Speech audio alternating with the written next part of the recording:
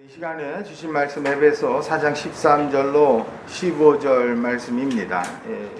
이 시간에 본문 말씀을 가지고 신앙의 여정이라는 제목으로 말씀 전하고자 합니다. 큰 은혜가 임하는 귀한 시간 되기를 예수의 이름으로 축원합니다. 함께 읽은 본문 말씀 에베소서는 사도 바울이 로마의 감옥에 갇혀 있을 때 마지막으로 로마의 감옥에 갇힌 그때에 기록된 서신으로, 그래서 옥중 서신이라 불리우는 그런 성경입니다. 그때 당시에 에베소라고 하는 도시는 이 소아시아 지역, 지중해 동편의 이 소아시아 지역에 아주 지금 우리 기준으로 얘기하면 부산 또는 인천 이렇게 항구 도시로 유명한, 또 주변에 큰 영향을 끼치기도 하고 영향을 받기도 하는 그런 도시였어요. 그래서 이 한 도시 에베소 지역에 있는 한 교회를 특정해서 그 교회만을 위해서 기록한 성경이 아니라 이 일대의 그 소아시아 지역에 이제 막 세워진 어린 교회, 소아시아 지역의 여러 교회들이 함께 보는 회람용 그런 서신이었다라고도 알려져 있습니다. 그래서 보면 에베소서는 어떤 사건에 대한 구체적인 얘기보다 그 내용 자체는 6장에 이르는 비교적 짧은 그런 내용이지만 아주 기독교 신앙, 초기 기독교 신앙에 있어서 중요한, 너무나도 핵심적인 그런 진리들을 담고 있어서 이것이 성경에 포함될 수가 있었던 것이죠. 그 가운데서도 이 초대교회에 있어서 교회란 무엇인가, 사실 이 교회가 뭐예요?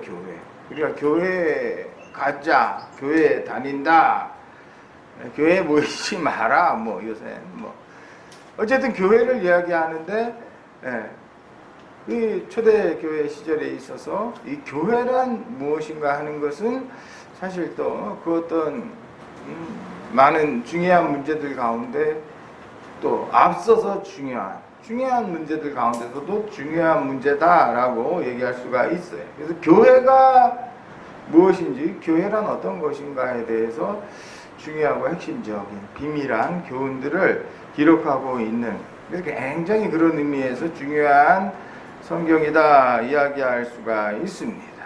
제가 신학교를 다니고 또 부목사 생활을 할 때 그런 이야기들을 참 많이 했어요. 목회 준비란 결국 무엇인가? 언젠가 단독 목회할 때가 있을 테인데, 개척을 하든 청빙을 가든 목사님의 목회 준비가 중요하잖아요. 근데 그 목회 준비가 뭔가를 잘 모르겠더라고요. 말은 목회지, 개척 준비, 목회 준비를 해야 하는데, 목회 준비가 뭐야, 사실. 잘 모르겠어요. 천사를 볼 수 있어야지 되는 건지, 은사를 한 서너 가지는 갖춰야 된다는 뜻인지, 무슨, 박형영 성경 주석이나 이런 것들을 한 100번은 읽어야 하는 건지, 뭐가 목회 준비인지를 잘 모르겠더라고요. 사람마다 약간 다른 것 같기도 하고. 근데 이 교회란 무엇인가에 대한 그 교회론이 준비되어야 한다 하는 이야기들은 참 많이 들었어요. 그래서 교회론이 굉장히 중요하다. 실제 교회에 있어서는 교회론이 굉장히 중요하다라는 건 일찍부터 듣고 알았지만, 오늘 이 시대가 되어서 또 제가 개척을 하고 실제 이제 거의 이제 30년 가까이 이제 주의 일을 한 셈이 되잖아요. 그 전도사 생활부터 치고 이러면 어쨌든 이제 사역자가 된 지 30여 년이 이제 저도 거의 다가오는 것 같은데, 이때 이제 이 교회론이 왜 중요하구나라는 것들을 깨닫게 됩니다. 더더욱이 오늘날 한국교회, 오늘날 우리 기독교 신앙을 고백하는 우리들에게 있어서 야, 우리 교회론이 참 중요했구나. 교회론의 실패가 아닌가 하는 그런 돌아봄, 그런 어떤 안타까움들, 그런 마음들을 갖게 됩니다. 우리가 가진 오늘 이 시대 성도들이 생각하는, 또 교회들이 고백하는 교회론, 그것이 건강하지 못했다. 그것이 문제였구나 하는 생각들을 하게 된다는 것입니다. 우리가 교회라면 무엇을 해야 하고 무엇을 하지 말아야 하고 이런 것들이 이제 드러나게 되잖아요. 어떤 것들은 겉으로 보긴 그럴싸하지만 그건 남의 것이 있는 거예요. 길을 가다가 어떤 아이가 예쁘고 사랑스럽다 해서 그거 다 뭐 내 아이 같을 수는 없는 거잖아요. 그죠? 그냥 보기 좋고 듣기 좋고 듣기에 그냥 그럴싸하다 한들 그것이 우리 것이 아닐 수도 있는 거예요. 근데 우리가 교회가 뭔지를 모르니까 교회의 마음으로 우리가 모여서 무엇을 이루고 무엇을 하지 말아야 하는지 이것을 우리가 알지 못한 채 우리는 세상의 것을 이야기하고 세상의 것을 소망하고 세상의 것을 탐욕해 가면서 사실 교회가 교회이지 않은 그런 시간들을 우리가 보내왔던 것은 아닌가 하는 것입니다. 오늘 이 전 세계가 그야말로 코로나 바이러스로 인해서 어려움을 겪고 있습니다. 그런데 우리 사회, 이 대한민국만이 드러나는 아주 독특한 현상, 특별한 현상이 있어요. 그건 뭐예요? 그건 뭘까요? 우리나라 방역을 잘하고 뭐 이런 게 방역의 과정이고 잘 모르겠어요. 이런 것들은 아직 평가하고 판단할 수 있는 상황이 아닌 것 같아요. 그러나 분명한 것은 우리 사회만 겪고 있는 특별한 점은 이 코로나 바이러스로 인해서 교회가 모든 의심과 모든 비난과 비판의 대상, 의심의 대상이 되었다라는 점이 참 신기하지 않아요? 희한하지 않아요? 그 다른 나라들은 뭐 교회가 확진자가 몇 명이 생겼다 뭐 이런 것들이 그렇게 갈등하지 않아요. 근데 대한민국 사회만 이상하게 그냥 온통 교회가 어떤 이 지금 당한 상황, 지금 사태의 모든 원흉인 것처럼 대한민국의 K-방역이 훌륭하고 지금 대한민국이 칭찬받고 대한민국의 방역을 잘한다. 우리 대한민국이 지금 굉장히 잘한다 그러고 있잖아요. 그렇잖아요, 여러분. 대한민국이 굉장히 방역을 잘하고 하면서 우리가 지나온다 하지만 근데 또 대한민국에만이 유일하게 교회가 막 이상하게 온통 이 모든 되어지는 일들의 책임이 교회. 이거는 이 시대를 분별하고 시대 가운데 왜 이런 일들이 벌어지고 있는가도 우리가 분명히 알아야 되고 그냥 무조건 이렇게 세상 정치, 세상 이야기를 쫓아서 우리가 그것만 바라보는 것도 옳지 않고 그렇죠. 그러면서 또한 우리가 깨달아 알아야 하는 거예요. 그렇다면 외부의 어떤 이유들이 그러하다면 우리 안에, 우리 내부적으로 우리가 잘못한 것은 뭘까? 그냥 이렇게 여러분 그 어떤 교회들 실제로는 우리가 다 알잖아요. 교회야말로 정말 방역에 철저히 하는 것이 교회예요. 다른 교회들은 우리도 뭐 엄청 다른 교회들은 막 진짜 작고 근데 뭐 우리 식당 가고 뭐 이렇게 다니고 우리가 버스를 타고 지하철을 다니고 하는 것들은 훨씬 더 이렇게 자유롭게 감염에 더 위험들이 있음에도 불구하고 왜 전철에서 왜 감염 이렇게 하지 않느냐 뭐 이러지 않잖아요. 오직 그냥 교회만 비판을 받고 비난을 당하는 이 현실 가운데 그런 것들에 대해서 우리가 공정하게 이야기를 하지도 못하고 그냥 세상이 이렇게 얘기하는 대로 우리가 다 휘둘리는 그런 상황. 이 교회 안에 우리가 세상 가운데 어떤 역사를 어떤 역할을 우리가 하지 못했던 점들 그것도 우리가 스스로 돌아보고 인정을 해야 한다는 것입니다. 그래서 이 일들을 통해서 우리가 분명하게 드러난 것은 이 한국 교회가 얼마나 이 세상 가운데 힘이 없는 교회를 생각할 때 이전에는 교회가 이 세상 가운데 영향을 끼치고 존중을 받고 그러했던 시대라고 한다면 지금 교회는 그냥 막 교회로 모든 것들을 돌려도 아무 염려할 것이 없는 아무 두려울 것이 없는 이런 지경 이런 상황이 되고 말았다라는 것입니다. 처음에 제가 기억할 때 3월 달에 처음으로 교회 예배를 온라인으로 한다든지 이게 원래 있잖아요. 우리가 잘한다고 해서 이 문제가 해결되지는 않아요. 모든 문제가. 우리가 군대 생활할 때 그 PT라는 거를 해요. 아마 자매들도 보셨을 거예요. 뭐 어떤 행동을 한 다음에 맨 마지막에는 번호 붙이지 마 그래요. 하나 둘 셋 하나 뭐 이렇게 띵뛰기를 한다든지 팔굽혀펴기를 한다든지 그러면 맨 끝에 가서는 이제 그 번호를 안 해야 돼요. 크게 하나 둘 셋 넷 이렇게 하다가 그 마지막에 예를 들어서 8이면 7까지는 크게 셌다가 마지막 8 그거는 이제 안 해야 돼요. 그게 만약에 8 그러면 그 다음엔 16번을 해야 되고 그 다음엔 36번을 해야 되고 막 죽어나는 거야 그게. 근데 꼭 희한해. 그때 가가지고 꼭 누군가 한 놈이 넉넉고 그 번호를 크게 외치는 놈이 있어요. 우리 장로님 훈련소 그거 하면서 많이 보셨을 거 아니에요. 그치요? 이게 사람이 모이는 곳에는 꼭 딴 생각을 하고 딴 짓을 하고 뭔가 특이한 사람이 있을 수밖에 없는 거예요.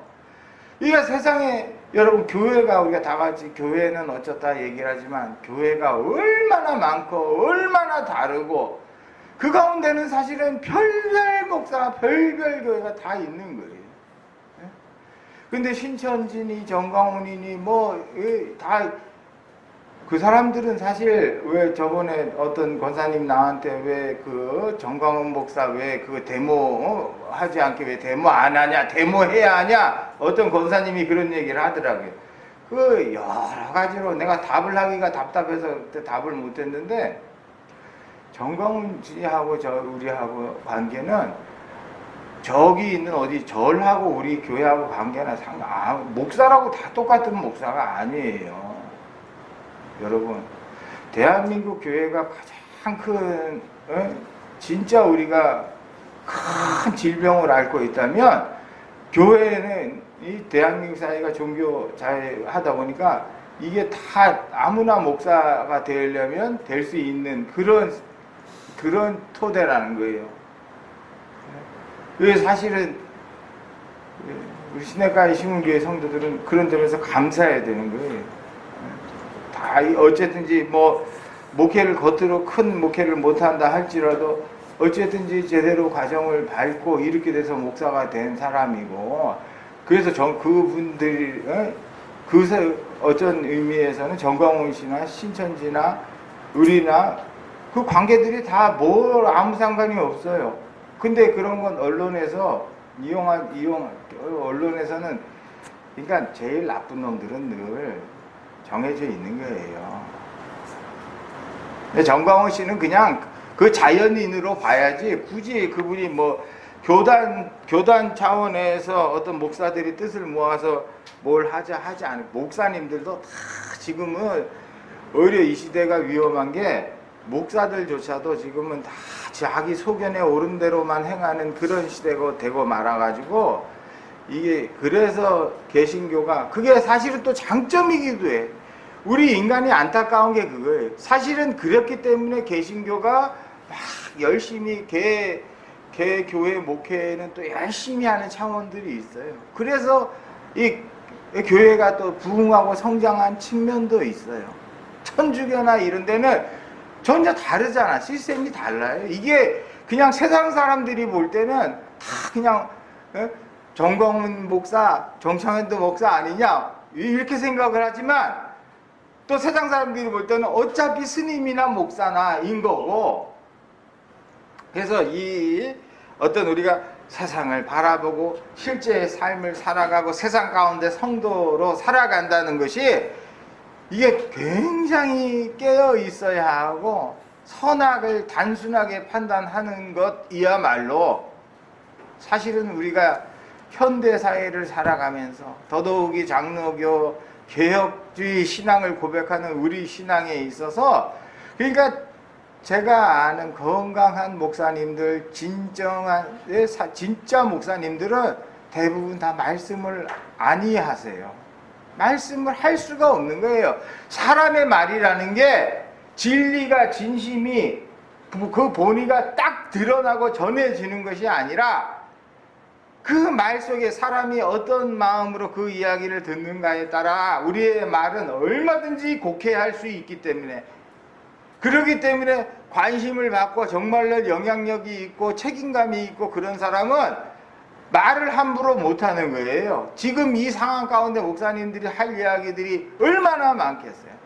예? 누가 좋고 누가 나쁘다 그 판단들이 왜 없겠어요. 근데 여러분들이 무슨 SNS나 이런 걸 통해 가지고 대하게 되는, 그래서 어떻게 보면 한쪽은 굉장히 거룩한 것 같고, 야 이분은 정말 이웃 사랑하는 것 같고, 그런 사람들 제대로 오히려 그 사람들이야말로 위험한 자들이고, 실제로 따져보면 그 사람들이야말로 자격 미달인 경우들이 너무너무나 많아요. 그래서 제가 SNS 안 해요. 보고 있으면 이게 얼마나 위험한 말, 거짓된 말로 거기서는 착하게 그냥 그럴싸한 그런 한없이 가벼운 겉만 달콤한,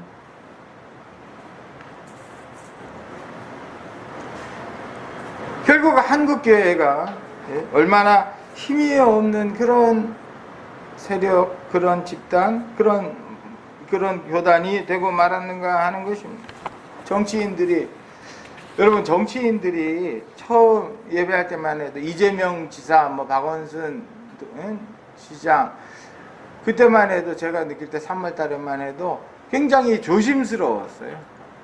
이 교회의 예배를 건드린다라는 점에 있어서. 왜냐하면 정치인들이란, 여러분 우리가 볼 때는 굉장히 강한 것 같지요. 근데 사실은 정치인들처럼 연약한 자들이 없어요. 그건 어쩔 수 없어. 이 대중의 관심, 대중의 인기를 먹고 사는 자들이 있잖아요. 그러니까 예를 들어서 우리가 보면 어떤 슈퍼스타, 인기 연예인들도 우리가 볼 때는 다 가진 것 같고 저들의 삶이 온전한 것 같은데도 저 사람, 어느 날 그 사람들의 인생이 휘청거리고 한순간에 훅 가는 이유도 바로 거기 있어서 그래요. 막 많은 사람들의 인기를, 관심을 받고 사는 사람들이 굉장히 강한 것 같지만 그 사람들은 대중의 관심, 대중이 어떻게 반응하는가, 여론이 어떻게 돌아가는 거에 그 사람들보다 더 민감한 사람들이 없어요. 그러니까 남이 어떻게 자기를 바라보는가, 그게 한순간 휘청거리기만 해도 자신의 존재 기반이 휘청거리는 거기 때문에 정치인이 됐든 연예인 큰 슈퍼스타가 됐든지 이 사람의 여론, 사람의 관심을 먹고 사는 직업, 그 인생이라는 게 필연적으로 고달프고 연약할 수밖에 없는 거예요. 근데 그렇게 그들이 어떤 교회 예배 문제나 이런 것들에 대해서 그때는 교회 잘못 건드리면 이게 큰일 날 수도 있다 했던 거죠. 근데 한국교회의 어떤 그거에 대한 대응이, 저는 이제 싸우고 뭐 해야 한다 그런 얘기를 하는 게 아니에요. 이 방역이나 그런 거에 있어서 우리가 당연히 세상에 비치고 소금의 역할을 해야 하지요. 그러나 그 모든 것들을 풀어감에 있어서 지혜롭게 오히려 칭찬받으며 오히려 존경받으며 할 수 있는 그 일을 이상하게 그냥 교회가 오히려 이렇게 타겟이 됐다, 프레임에 짜였다 할, 그렇게 일처리를 하게 된 것이, 이것이 잘못되었다라는 것입니다. 시간이 그게 3월이었어요. 그게 금방 지나갈 것 같았나요? 언제까지 사실은 이런 상황들이 이어질지 모르죠. 그런데 오늘날에는 이제 언제라도 예배를 금할 수 있는 그런 상황이 되고 말았어요. 이제는 그 누가 한국교회 예배를 금합니다. 코로나 바이러스 때문에 라고 하면 그런 주장, 그런 이야기를 할 수 있는 그런 상황이 되고 말았습니다. 실제로 우리가 비대면 예배만 허락한다라고 하는 3주간을 지나왔습니다. 예. 그래서 국가가 이제 그런 게 있지요. 다른 너무 그동안 뭐 2.5를 했더니 너무 살기가 어려워서 다시 이번에 2.25로 낮췄다 그래요. 너무 경제가 어렵고 이렇게 되면 안 되니까. 근데 여러분 사실 교회는 이미 받을 수 있는 최고의 조치를 받았다라고 저는 생각을 합니다. 뭔가 하니까 지금 사실 엄중한 상황입니다. 지금 2.5니까 비대면 예배만 허락합니다. 더 심각해지면 비대면 예배도 허락하지 않을 이 비대면 예배도 안 됩니다. 여러분 이럴 수 있어요? 그럴 수 없어요. 내 말은 아무리 이제는 이 등급이 3.0까지 있지만 막 4.0, 5.0, 100.0을 한다 하더라도 비대면 예배를 금한다는 이야기는 할 수 없잖아요. 어차피 비대면 예배인데 보지 않고 보이지 않는 예배만 허락한다 하고 있는데, 그러니까 교회에 대해서 너무 이렇게 강한 것으로 가노니 지금 확진자가 더 늘어나도 더 할 수 있는 조치가 없고, 교회도 지금 4, 5, 6, 7, 8 많은 교회들이, 우리가 교회 하나가 하나님의 사명을 받아서 세워지고 성도 한 사람 세가족으로 받아들이고 이 일들이 얼마나 크고 위대한 일이었는가 말이죠. 근데 이제 이렇게 세월이 지나고 나면 더 이상 우리가 버틸 수 있는 날들이, 시간들이 있는지, 이 한국교회를 고민해야 하는 그런 상황. 이 정부와 교회가 정말로 점점 이제는 싸울 수밖에 없는 그런 지경으로 우리가 서로가 지금 나아가고 있다는 것을 정부도 알아야 되고 교단도 알아야 되는데, 제가 볼 때는. 근데 맨 어떤 과정이나 절차에 대한 고민을 하지 않은 채 그냥 예배를 드려야 되냐 말아야 되냐 이것만 가지고 싸우고 있으니 제가 걱정이 되는 건 뭐예요? 이게 서로가 그렇잖아요. 물론 이 부딪힐 수밖에 없는 그런 지경으로 빠져들고 있는데 왜 그것을 알지 못하는지 교회들이 흔들리고 있습니다.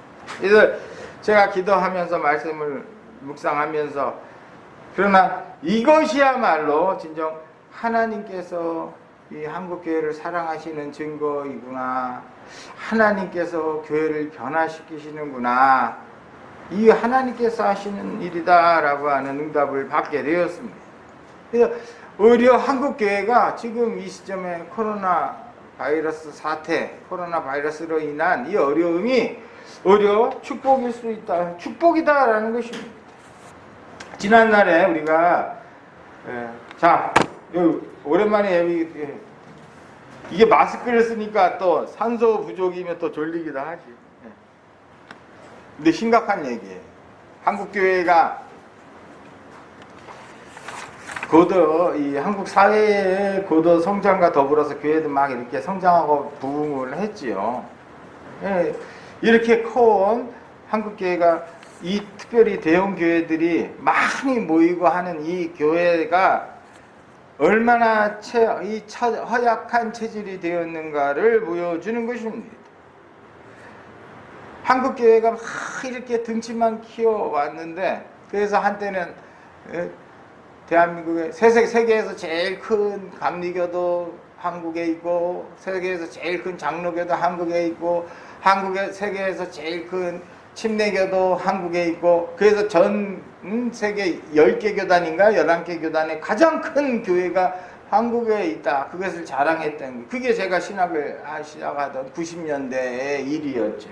교회가 막 그러면서 우리가 스스로의 몸짓을 키우고 건물을 키우고 이것에만 신경을 썼지 정말 크리스찬은 기독교 문화를 세상 가운데 퍼뜨리고 어떤 세상에 영향력을 끼칠 수 있는 그런 리더들을 세워가는 일을 하지 못하고 그 결과로 인해서 오늘 인터넷 예배를 드리겠다. 큰 교회들이 정부의 부탁을 받아서 그랬더니 큰 교회들이 우리는 인터넷 예배를 정부에 협조합니다. 그러면서 했어요. 아니 그래 대면 예배, 인터넷 예배 그런 것이 실제로 이제 예배일 수 있는가에 대한 어떤 논의나 고민 같은 건 전혀 없이 큰 교회들이 다 인터넷으로 예배를 한다 이렇게 돼 버렸어요. 그러면 여러분 인터넷 못하는 작은 교회들 예배는 도대체 어떡하라는 거며 시골 교회 이런 데는 우리 권사님들도 이렇게 스마트폰 뭐 쓰고는 있지만 인터넷에 아무래도 좀 어둡잖아요. 그리고 지방의 도시들은 다 우리가 아는 것처럼 노인들만 계신단 말이에요. 그래서 큰 교회들이 다 인터넷 예배, 영상 예배 우리도 정부에 협조해서 합니다. 정부가 물론 그 교회들을 압박했던 건 알지만 그렇게 빠지고 나니 그럼 다른 교회 예배들은 어떻게 하라는 거예요? 와, 저는 사실 그 점에서 되게 분노하고 그게 너무 의리가 없잖아요. 의리가. 정말로 그게 대안이고 방법이면 차라리 그 부자 교회, 큰 교회, 잘난 교회들이 무슨 작은 교회 그런 시스템이 안 되는 교회들을 도울 수 있는 그런 인터넷 무슨 지원이라든지 그런 시골 교회에 대해서 그런 지원도 하나 하지 않고 그냥 어느 날 인터넷 예배가 우리는 뛰어난 교회 우리는 그러고 나서 이 사단들이 벌어지고 만 거예요. 실제로 지금 어떤 교회가 목소리를 내고 영향력을 키워야 할 그때 그러고 나니 큰 교회들이 오히려 이 지경이 되니까 무슨 존경을 받겠으며 무슨 리더십을 행하겠으며 그러니까 전광훈 목사만도 못하는 게 돼버린 거예요. 달리 얘기하면 전광훈 목사만도 못한 그 교회가 무슨 큰 교회들도 아니고 그분이 무슨 더 뛰어난 능력이 있는 사람도 아님에도 불구하고 오히려 우리가 안타깝고 우리가 분노해야 할 것이 있다면 교회가 전광훈 목사만도 못한 큰 교회들의 먼 교회 저 잘난 저 뛰어난 교회에 저들의 영향력 저들의 능력이라는 게 그보다도 못한 자기들 지금 눈치 보고 이리저리 리더십을 잃어버리고 만 것입니다. 사실은 이제 교회 바이러스가 이제 끝나면이 아니라 이미 교세는 상당히 줄어들 거예요. 그러나 이것은 복음의 실패가 아닙니다. 한국 교회가 잘못된 방향으로 가고 있어서 사실은 제가 절망했었던 때는 지금과 같은 이런 어려움들이 아니에요. 오히려 교회들이 모여서 우리가 얼마나 부자 교회이고 얼마나 비싸게 앰프를 설치했고 강단에 스피커 하나가 얼마이며 이런 것들을 자랑하고 이런 것들을 고민하던 그 시대가 사실 저는 더 절망했던 것 같아요. 목사들이 교회들이 모여서 건물의 건축에만 얘기하고 전혀 스스로 이렇게 뭘 해야 할지 건물 짓는 일 외에는 다른 것도 알지 못하고 세상과 소통할 줄 몰랐던 그때가 오히려 저는 더 답답했던 것 같아요. 근데 이제는 그 끝이 보이는 거예요. 그냥 우리가 교회가 순전한 복음 정말 크리스찬으로 산다는 것이 어떤 건지를 고민하지 못한 채 그냥 세상처럼 살았던 그 어두웠던 시절이 이제는 바닥이 보여요. 할렐루야! 이제 우리가 스스로 돌이키지 못하고 그들의 그 권위가 너무 세니까 하나님께서 코로나 바이러스를 쳐서 정신 차리라고 살 빼라고 헛된 것들 다 무너뜨리라고 하나님께서 직접 행하고 계시는구나. 그게 이 코로나 바이러스야말로 진정 교회가 더 이 교회가 진정한 교회가 되어지는 과정, 그 방법이더라라는 것입니다. 하나님께서 몸된 교회를 온전케 하시는 줄 믿으시기 바랍니다. 엘리야가 여러분 아합 왕과 그 부인 악독한 이세벨에게 쫓길 때 하나님 앞에 그가 탄식을 하면서 하나님 죽여주세요. 나도 죽고 나 살기 싫어요 했었죠. 그때 그의 탄식이 하나님 나만 남았나이다 했던 거예요. 나만 남았나이다. 실제로 그는 극심한 외로움을 느꼈어요. 정말 하나님의 나라가 다 무너지고 우상으로 인해서 이 나라가 망하고 나만 남았나이다. 그때 하나님께서 어떻게 해가십니까? 열왕기상 19장에 보면 바알에게 무릎 꿇지 아니하는 7,000명의 용사가 무릎 꿇지 않은 이 엘리야가 알지 못했던 7,000명의 사람들이 있어. 그로 인해서 이 엘리야가 위로를 받고 힘으로 우리가 성경 역사를 보면 남은 자를 통해 하나님께서 역사하시는 거예요. 오히려 무너졌다, 성전이 무너지고 이스라엘의 형식적인 예배가 무너진 그때 하나님께서는 남은 자를 통해서 또 그 시대를 새롭게 건강하게 그렇게 하나님께서 이끌어 오셨던 것을 우리가 성경을 통해서 우리가 배우게 되잖아요. 오늘 이 시대에 우리가 바로 그 증인인 거예요. 이야, 우상으로 우리가 잘못된 기복신앙으로 건강하지 못했던 한국교회를 하나님께서 너무너무 사랑하셔서 남은 자들을 통해서 하나님께서 새롭게 하시려고 하나님께서 이 코로나 바이러스를 사용하시는 줄 믿으시기 바랍니다. 이 복음이 우리가 어려움을 겪는 날들을 이렇게 체험하는 것처럼 이 시대는 변화가 하도 빨라서 아마 조만간에 이 복음으로 새로워지는 모습들도 우리가 얼마든지 볼 수 있지 않을까 하는 기대도 제가 짧게 나면 지금 제 기대이지만 그 기대도 갖게 됩니다. 그러기에 오늘 이 신앙이라는 게 이 시간에 마지막으로 특별히 사실은 이걸 얘기하고 싶었던 거예요. 이제부터 얘기할 거 뭔가 하니까 정말 우리가 믿음이 자란다는 게 뭔가 하는 거예요. 어떤 과정인 거예요. 우리가 믿음이 깊어지고 신앙이 깊어지고 예수 그리스도를 닮아가면 그 신앙의 모습, 삶의 모습이라는 게 도대체 어떤 거냐라는 거예요. 우리가 신앙을 생활할 때 높은 교회를 짓고 우리가 자랑스럽게 야 우리는 순복음 교회 교인이야. 우리는 사랑의 교회의 교인이야. 우리가 그런 게 있잖아요. 사랑의 교회면 오정현 목사님이 훌륭한 거고 순복음 교회면 조영기 목사님이 훌륭하고 그렇게까지는 인간적으로 얘기할 수 있다 할지라도 그게 시험 보고 들어가는 거예요? 아니잖아요.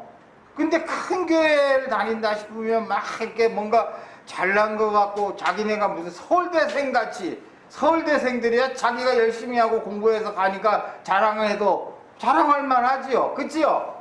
근데 교회는 다 몸된 교회, 우린 보편 교회를 고백하는 신앙인 거잖아요. 그 교회나 신약가에 심은 교회는 오정현 목사님이나 나나 제가 더 훌륭할지도 몰라요. 여러분. 아멘하는 사람은 하나도 없었어요. 아들이라고 아들만 그 할 수 없는 거 이거 보편교회 우리의 신앙 고백이라는 게 그거잖아요. 근데 우리가 언제부턴가 교회를 강남에 있는 교회, 강남에 높은 교회, 버스도 많고 그러면 그 교회 그 목사가 훌륭한 것 같고 그렇죠?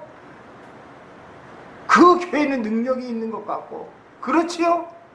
그게 과연 우리가 신앙이 성장한다, 믿음이 성장한다, 우리가 도달해야 할, 우리가 바라보는 그 결과인가 말이에요.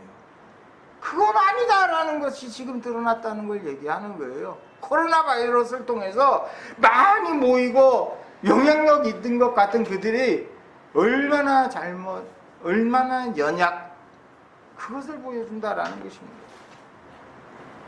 그래서 여정, 오늘 신앙의 여정이라고 제목을 했어요. 여정이라는 게 여행을 하면 지나게 되는 과정들, 그죠? 과정. 어떻게 해서 어디를 도달하는가, 그런 의미를 갖는 말입니다. 우리 믿음의 성장도 마찬가지. 내가 신앙이 성장한다 그랬을 때 어떻게 자라고 어디가 어떻게 결국인지를 분명하게 우리가 알고 그 길을 가는 것이 길을 잃지 아니할 가능성이 훨씬 큰 거예요. 지난주에인가 무슨 영상을 봤는데 어떤 사람이 무슨 10종 경기대회인가 그 10종 경기대회인가 뭐 4종 보니까 아무튼 그 마라톤 사이클 뭐 여러 가지 하는 종목인데 그 한 선수가 4등으로 이렇게 3등으로 들어오고 있다가 맨 마지막에 엉뚱한 길로 들어갔어요. 길을 잃어버려가지고. 그래서 하마터면 그 사람이 이제 3등이 못 될 뻔했는데 이 4등으로 들어오다가 3등이 빠져버리는 바람에 갑자기 이제 3등 하게 된 사람이 그 사람이 신사더라고요. 그 사람이 이제 양보를 한 거예요. 오히려 그 잘못된 길 간 사람 억울할 수 있잖아요. 그 사람 다시 오니까 그 사람을 앞세워서 당신 마지막에 실수해서 그렇지 당신 뭐 나보다 실력은 보니 훨씬 낫네. 당신 동메달 차지하시오. 그런 식으로 양보를 해가지고 그 영상이 찍힌 걸 봤는데 우리의 신앙도 그러기 쉽단 말이에요. 길을 쫓아서 바른 길, 바른 과정을 지나와야 되는데 달리다가 끝에 가가지고 다 엉뚱한 데 처박혀가지고 천국에 가서 보니까 너 3등 아니야. 너 엉뚱한 데서 헤매다 왔어. 이럴 수 있는 거예요.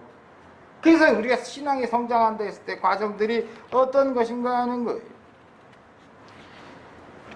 13절에 보면 우리가 다 하나님의 아들을 믿는 것과 아는 일에 하나가 되어 온전한 사람을 이루어 그리스도의 장성한 분량이 충만한 데까지 이르리니 그랬어요. 이게 세번역 성경으로 현대인의 성경으로 번역을 좀 더 쉽게 해서 한 것을 보면 이 온전한 사람을 이루어 라는 표현이 보면 성숙한 자라는 성숙하여져 간다는 것을 뜻하는 표현이에요. 그래서 보면 그렇게 되면 우리가 다 하나님의 아들을 믿고 아는 일에 하나가 되고 성숙한 사람이 되어 할렐루야. 우리도 성숙해가는 과정들이 있는 거예요. 저마다의 것이 아니라 그것이 무엇인가 하는 것입니다. 우리 인간은 누구나 신앙의 존재로 태어납니다. 오늘 이 얘기를까지 다 하기에는 너무 좀 긴 것 같고 다음 주에 이 과정을 정확하게 제가 알려드릴 거예요. 우리 인간이 자기 중심의 신앙으로부터 시작할 수밖에 없지만 결국은 예수 그리스도예요. 쉽게 얘기해서. 근데 중간에 이게 엉뚱한 길로 빠져서 능력 쫓고 환상 쫓고 뭔가 이렇게 감정적인 위로 이런 것들에 빠져서 신앙의 성장이 멈춰지는 이들이 너무나 많은 거예요. 결과적으로 얘기하면 결국 이 우리의 몸이 자라듯이 우리의 신앙도 예수 그리스도를 쫓아서 예수 그리스도의 모범 순종하고 그 모범을 쫓지 아니한다면 우리가 잘할 것은 거기이지 참 뭐 하늘을 보고 이 사도 바울도 하늘을 천사의 예언을 하고 뭐 이렇게 삼층천을 경험하고 그런 어떤 체험이나 기적들을 중요하게 여기지 않았던 것이 그것은 사실은 신앙에 있어서 어린아이의 신앙에 지나지 않은 거예요. 근데 우리는 그 길을 잃어버리고 거기에 머물러 있었던 거죠. 한국 교회는 더 성숙하지 못했던 것이 우리 신앙의 실패였던 것을 깨닫고 우리의 신앙의 기준들을 더 높여야 할 줄 믿습니다. 뭔가 표적과 증거, 내가 복을 받고 좋은 아파트에 살고 좋은 차를 끌고 그것이 신앙의 목적이 아니라 우리 신앙은 이 땅 가운데 나를 보내신 하나님의 뜻과 하나님의 사랑을 깨닫고 하나님께서 나를 보내신 것이 어디 있든지 그곳에서 기뻐하며 감사하며 원수된 자들을 서로 소통케 하고 화통케 하고 예수께서 하셨던 것처럼 그것이 우리 신앙의 길이다라는 것을 깨닫고 다음 주간에 그걸 좀 자세하게 그 말씀으로 다음 주간에 전하고자 합니다. 모쪼록 어느 어떤 고난, 어떤 환난 가운데 있다 할지라도 우리가 주님만 바라보고 주님과 동행하면 그 길이 하나님께서 우리를 성장케 하는 길이요, 성숙케 하는 길이요, 하나님께서 우리를 건강케 하는 길인 것을 깨닫게 됩니다. 이 코로나, 이 어려움이라 할지라도 세상 사람들 다 답답해하고 약한 믿음, 잘못된 믿음을 가진 사람들은 이 시대 다 스트레스 받고 힘들어하는 거예요.